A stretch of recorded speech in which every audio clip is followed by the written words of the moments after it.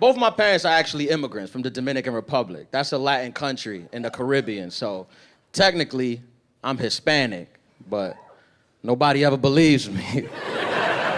Especially white people. When I tell them I'm Hispanic, they're like, Ian, but you don't look Hispanic. Like, are you sure you're not a little bit African American? And I hate that question. Am I sure? First of all, I think that's offensive. And second of all, of course I'm not sure. I know what I look like. I'm just as confused as you are. If you're looking for it, though, the politically correct term for me right now is actually Afro-Latino. And if you've never heard of that, basically, we're like the next big thing. Yes, they compare us to Bitcoin in 2011. It's like, invest now, because the stock is going up, you know? People didn't even know we were real. We just came out of nowhere. We're like unicorns. We just popped up one day, out of nowhere, you know? Talented, triple threat. We could do it all. Dance salsa, speak Spanish, and say the N-word, so the opportunities are endless.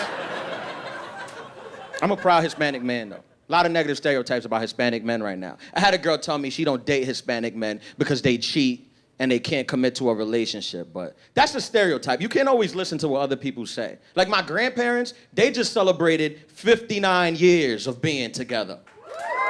Yeah. And things are going great. So they're thinking about getting married. My grandmother might be the one.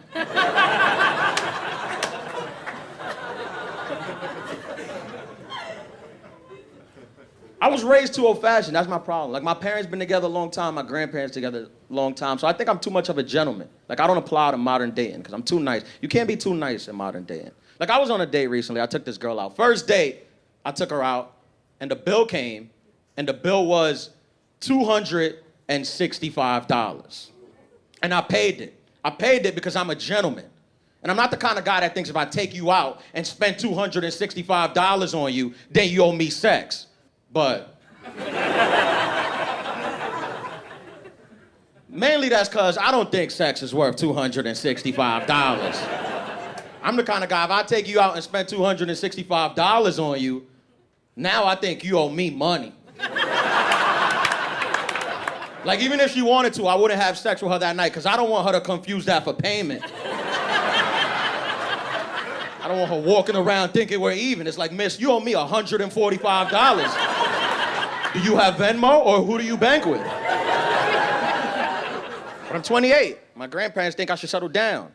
They tell me settle down young. They was like, because when you settle down young, you get to take romantic vacations with your partner all over the world. And that sounds good to me, because I'm tired of doing a guy's trip. I think I'm getting too old for that.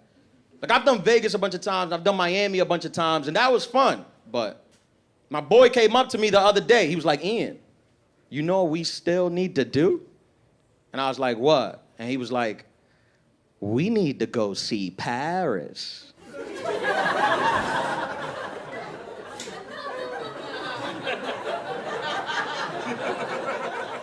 I was like, I don't know if I want to go see the Eiffel Tower with my niggas. Like, that's not the type of...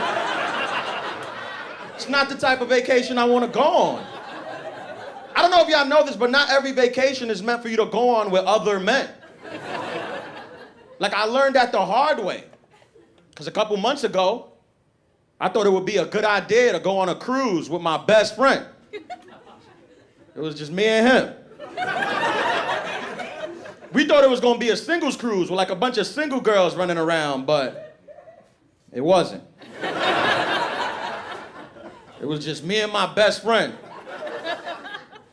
on a boat with 1,200 other couples for 7 days straight. And we both straight, but after being on a boat for like 3 days with just couples, you become a couple. Like, that's just how it works. Everybody partners up on cruises. I didn't know that. Like, there's a dinner where couples gotta wear matching outfits, and you don't wanna mess up anybody's picture, so you put on matching outfits.